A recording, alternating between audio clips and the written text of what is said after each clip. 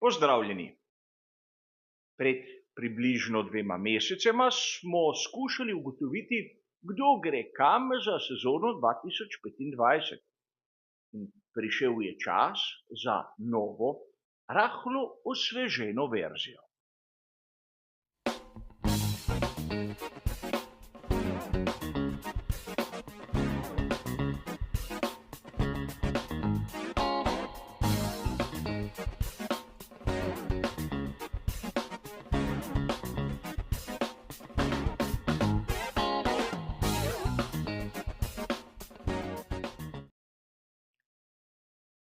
Prestopni roki v svetu Formule 1 so zmeraj malce nora zadeva.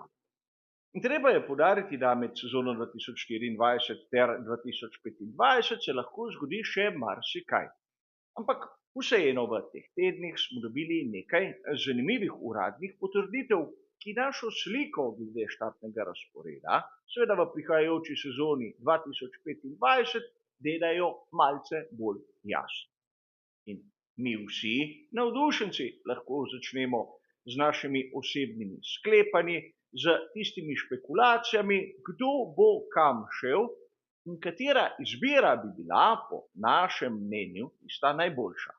Sam bom predstavil mojo osebno vizijo, kot če bi bil jaz tisti glavni odgovorni pri posameznih ekipah. A kot je dobro znano, nisem ne vem kako srečne roke, kar se tiče napovedi, drugače bi igral loto in ne pripravljal prispevkov o svetu Formule 1. A kljub vsemu, danes v tej osveženi verziji, kdo kam gre, bomo skušali ugotoviti, koliko so se spremenila dejstva v teh nekaj tednih. In začnimo pri ekipi Red Bull. Ker vidimo, da Sergio Perez je v zmeraj večjih težavah. Če v začetku sezone je bil konstantno na drugi stopnički zmagovalnega odra, sedaj ima težave priti v tretji del kvalifikacij. In mnogi navdušenci kličejo po njegovi menjavi. Vprašati se moramo, kdo bi ga lahko zamenjal v neki realni situaciji. Na začetku smo seveda govorili o Danielu Ricciardu, ampak tu, po tistem, kar smo videli vsi mi, je najbolj realni kandidat za drugega voznika, vsaj po mojem videnju, Yuki Tsunoda. Pokazal je kar nekaj pravih kvalitet. Ampak ni še konec. Namreč nikjer ne piše, da bo Max Verstappen ostal v Red Bullu. Videli smo, da v zadnjih nekaj velikih nagradah RB20 ni nudil tiste prednosti, ki smo jo mi navdušenci pričakovali. Verjetno v tem primeru bi lahko prestopil naprimer v tovarniško ekipo Mercedes. Med onimi glavnimi akterji je tu edini prosti sedež. Tako na njegovo mesto bi bil lahko v zadnjem trenutku vpoklican Carlos Sainz mlajši. Čeprav je bil že v preteklosti član ekipe Red Bull, priti seveda tu v vlogo prvega voznika je nekaj, kar bi ga verjetno zanimalo. Ampak do te rošade bo prišlo, vsaj po mojem videnju, izjemno težko, verjetnost je izjemno majhna. Po mojem skromnem videnju bosta tako Max kot Sergio ostala na svojem mestu. Pri Mercedesu imamo seveda Georgea Russella, ki ima pogodbo tudi v naslednji sezoni. In na drugem sedežu, koga bi lahko videli, če pustimo pri strani tisto malo fantazijsko verzijo, da bo prišel Max Verstappen, vsaj po mojem videnju še zmeraj Andrea Kimi Antonelli, tisti najbolj zanimiv, ki bi se ga sam želel videti v Formuli 1 kar takoj v dobri ekipi. Mladenič kaže izjemno visok potencial. In tu obstaja še kar nekaj odprtih opcij. Že prej omenjeni Sainz, ki pa je verjetno ena izmed najmanj verjetnih izbir, kajti Carlos Sainz mlajši si ne želi biti zopet drugi voznik, verjetno za enoletno pogodbo.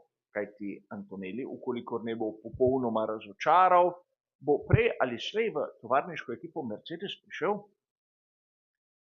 A imamo še neko zanimivo opcijo, o kateri se govori bore malo. Imamo Estebana Ocona, ki res vozi za ekipo Alpine. Ampak kar se tiče menedžmenta, je še zmeraj v okvirih Tota Wolfa. Torej, če propadejo prav vse opcije, ima tu Mercedes še rezerve.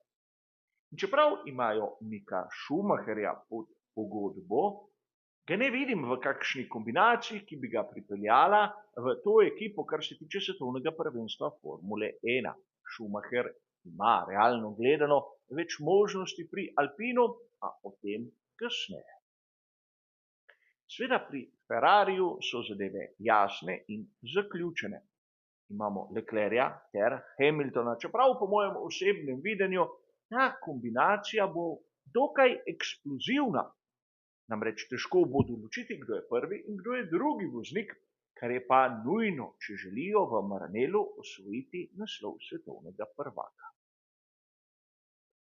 In sam bi raje videl, da bi pri Ferrariju nadaljevali z parom Leclerc-Sainz in če jim Sainz ni všeč, bi imeli še zmeraj možnosti vpoklica, naprimer Olija Bermana. Ampak njihov lastnik, John Elkann, se je odločil, da mora nekaj narediti za ekipo in je zato plačal Lewisa Hamiltona. O smotrnosti te izbire bomo seveda govorili naslednje leto, ampak tokrat bi lahko dejali, da pravzaprav pri skuderiji Ferrari, vsaj po mojem videnju, so obstajale tudi boljše opcije tistega, kar so izbrali. Pri ekipi McLaren kakšnih pretresov seveda ne bo in ekipa iz Wokinga bo vsaj po mojem mnenju s Piastrijem in Norrisom imela najbolj uravnotežen vozniški par. Tu menim, da ni dvoma in v zadnjih dirkah smo lahko opazili, da je Oscar Piastri tisti, ki v času začenja biti hiter in je morda celo boljši od Landa Norrisa. Pojdimo tudi k Aston Martin, kjer seveda smo videli, kako je Fernando Alonso podaljšal svoj dogovor z njimi. Verjetno lahko pričakujemo tudi Lensa Strolla na drugem sedežu. In čeprav nekateri navdušenci vidijo v Fernando Alonsu še zmeraj nek ogromen potencial, mnogi zaničujejo Lensa Strolla. Ampak koga bi lahko dali na njegov sedež?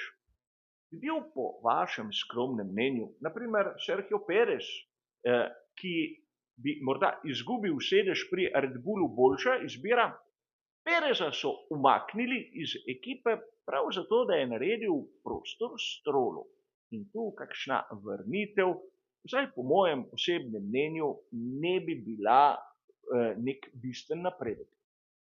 In če pogledamo, kdo bo morda ostal brez sedeža, vidimo, da pravzaprav kakšne boljše alternative ni. Naprimer, lahko bi dejali Ricciardo, ki po mojem ne bi bil boljši od Strolla, ali kak Bottas, ki je ista zgodba, ampak stane bistveno več. Zato tu pri Aston Martinu bistvenih razlik ne vidim. Vidim pa jih, naprimer, pri ekipi Racing Bulls.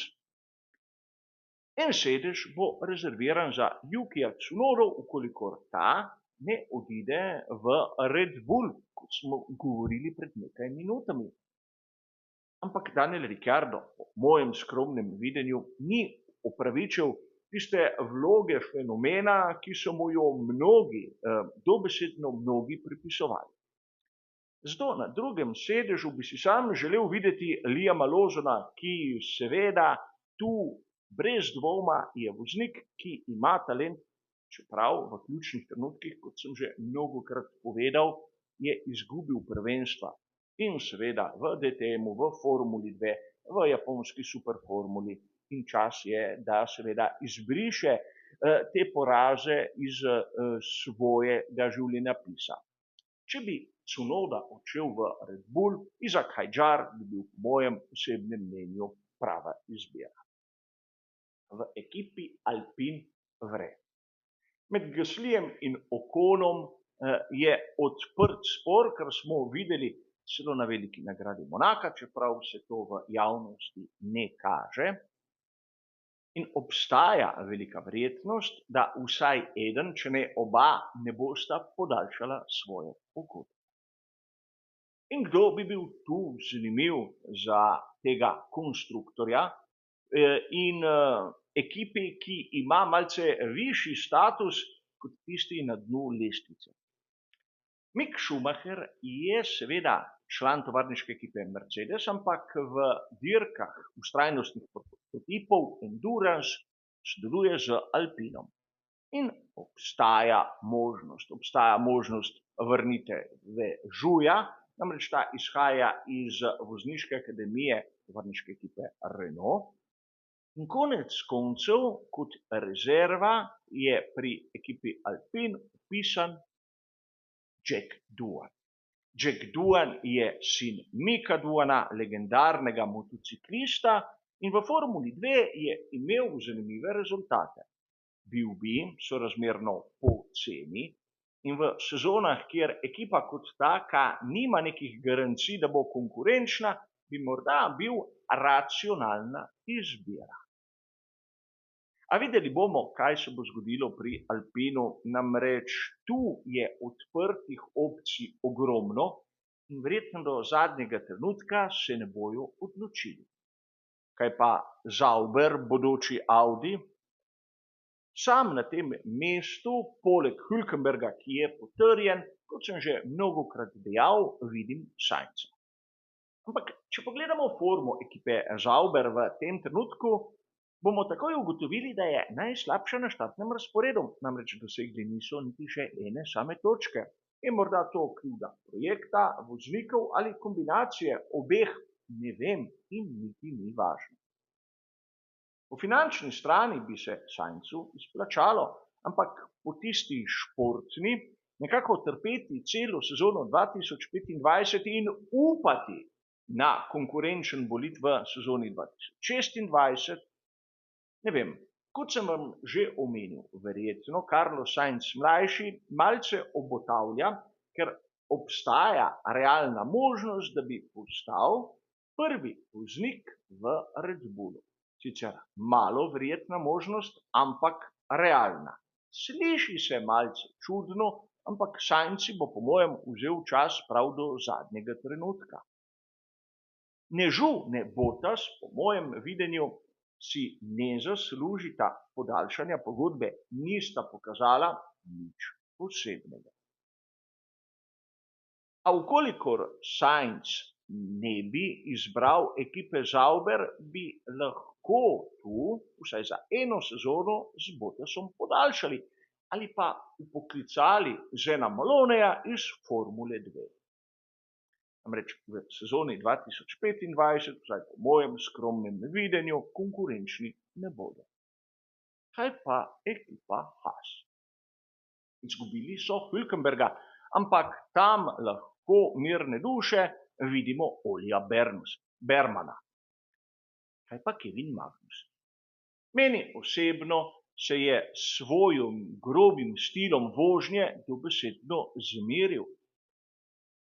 In sam bi raje videl, da bi bili na njegovem sedežu, naprimer, že prej omenjeni Bottas, Ricciardo ali mogoče Ocon, vozniki, ki imajo potencial, ki znajo biti hitri, ampak ki ne delajo takšnega kravala in si upravičeno prislužijo toliko kazenskih točk. Seveda o tem bo odločal Jim Haas in ne jaz.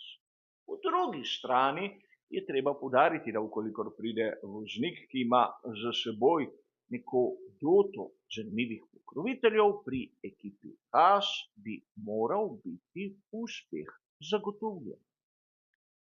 V ekipi Williams imamo podobno situacijo.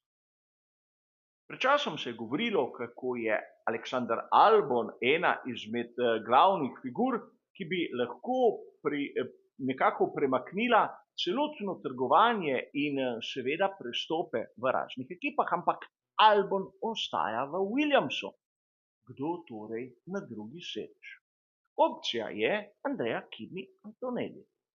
Namreč pokazal je, da si zasluži podporo tovarniške ekipe Mercedes in če mu ne bi zaupali sedeža v tisti tovarniški ekipi, pri Williamsu bi lahko bila dobra preizkušnja zanj. Logan Sargent, kljub temu, da je soliden voznik, ni pokazal tisto nekaj več. In v tem trenutku se raje stavi na mlade, da se jih preizkusi, kot da se vztraja pri nekom, ki je pravzaprav pokazal svoje meje, svoje omejitve. Čeprav še zmeraj menim, da je Sargent soliden voznik, zagotovo ni nekaj posebnega. In obstajajo še odprte opcije, kot že tolikokrat omenjeni. Bottas, morda celo Ocon, seveda s podporo Mercedesa in ne nazadnje Sainz, o katerim smo lahko prebirali članke, kako je v pogovoru tudi z Williamsom. Ampak v svetu Formule 1 vsi govorijo z vsemi. Torej, ni čudno, da vidimo določene pogovore, ki konec koncev lahko ne pripeljejo do ničesar. A manjka nam še neka pomembna figura. Adrian Newey. Kam bo odšel on? Mnogi so ga že videli pri Ferrariju, ampak kakšne uradne potrditve nismo dobili. Kar je bolj zanimivo, pred urami so prišle na dan govorice, da v Ferrari zagotovo ne bo šel. Sam nimam vira informacij, ki bi potrdil pogovore ne v eni, ne v drugi strani. Govorilo se je tudi o Williamsu, kar pa sam, iskreno povedano, težko verjamem. Ekipa Williams se ne more privoščiti Adriana Neweja, finančno in tudi tehnično ne. Zato po mojem skromnem videnju obstajata odprti dve opciji. Aston Martin, kjer pa bi bilo težko umestiti Adriana Neweja, in McLaren, kjer vidimo lahko, da bi ga odprli z velikim veseljem. Bili so že kontakti na tisti dirki v Monaku, kjer nastopajo zgodovinski bolidi, namreč sam Adrian Newey, tako kot seveda Zac Brown sta tekmovala na tej prireditvi. In bilo bi zanimivo, namreč McLaren ima denar, je tehnološko sposoben, govoril sem o tem, da ima, kar se tiče voznikov, dokaj uravnotežen par in bila bi, vsaj po mojem videnju, dobra kombinacija. A v tem trenutku, v tem našem drugem pregledu, kaj bi se lahko zgodilo na samem tržišču, vidimo, da je pravzaprav vse odvisno od tega, kaj si bo izbral, naprimer, Max Verstappen in koliko časa bodo lahko pri ekipi Sauber, pomišljaj Audi, čakali, naprimer, na Carlosa Sainza mlajšega. Seveda, kot dobro veste, en sam premik, ena sama odločitev lahko dobesedno čez noč spremeni vse. A v tem trenutku, vsaj tako kot jaz vidim, je situacija ta, ki sem jo opisal. Ko se bodo zadeve spremenile, seveda sledi nov osvežen prispevek. A zaenkrat hvala za vašo pozornost in nasvidenje.